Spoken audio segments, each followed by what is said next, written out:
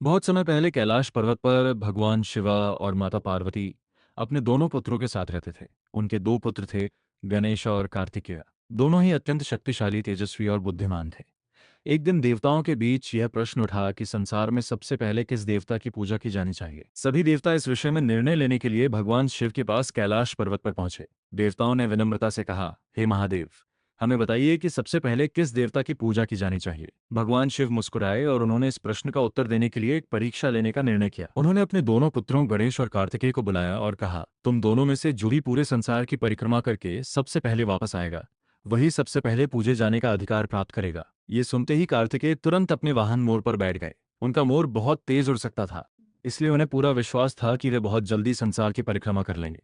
कार्तिकेय तुरंत आकाश में उड़ गए और पूरी पृथ्वी की परिक्रमा करने निकल पड़े। लेकिन गणेश जी का वाहन तो छोटा सा मूषक था। मूषक की गति बहुत धीमी थी, इसलिए गणेश जी कुछ देर सोच में पड़ गए। उन्होंने सोचा, यदि मैं अपने मूषक पर बैठकर संसार की परिक्रमा करने जाऊंगा तो मुझे बहुत समय लग जाएगा। गणेश जी शांत होकर विचार करने लगे। कुछ समय बाद उनके चेहरे पर मुस्कान आ गई। वे धीरे धीरे अपने माता पिता के पास पहुंचे। फिर उन्होंने भगवान शिव और माता पार्वती के चारों ओर 3 बार परिक्रमा की। भगवान शिव और माता पार्वती आश्चर्यचकित हो गए। उन्होंने पूछा, गणेश, तुमने संसार की परिक्रमा क्यों नहीं की? गणेश जी ने हाथ जोड़कर विनम्रता से उत्तर दिया, मेरे लिए मेरे माता पिता ही पूरा संसार हैं। उनकी परिक्रमा करना ही पूरे संसार की परिक्रमा करने के समान है। गणेश जी की यह बात सुनकर भगवान शिव और मां पार्वती अत्यंत प्रसन्न हो गए। उसी समय कार्तिकेय भी पूरी पृथ्वी की परिक्रमा करके वापस लौट आए। उन्होंने देखा कि गणेश जी पहले ही वापस आ चुके हैं। कार्तिकेय को थोड़ा आश्चर्य हुआ।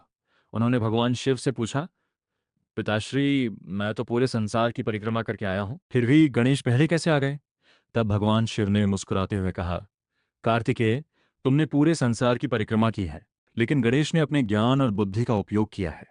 भगवान शिव ने आगे कहा, माता पिता ही इस संसार का मूल है, इसलिए उनकी परिक्रमा करना ही पूरे संसार की परिक्रमा के समान है। यह सुनकर कार्तिकेय भी गणेश जी की बुद्धिमानी से प्रभावित हो गए। भगवान शिव ने उसी समय घोषणा की, आज से संसार में हर शुभ कार्य से पहले गणेश की पूजा की जाएगी। तभी से गणेश जी को प्रथम पूज्य कहा जाने लगा। आज भी किसी भी पूजा, यज्ञ, विवाह, यात्रा या नए कार्य की शुरुआत गणेश जी की पूजा से ही होती है। यह कथा हमें सिखाती है कि केवल शक्ति ही महान नहीं होती, बल्कि बुद्धि और ज्ञान उससे भी अधिक महान होते हैं।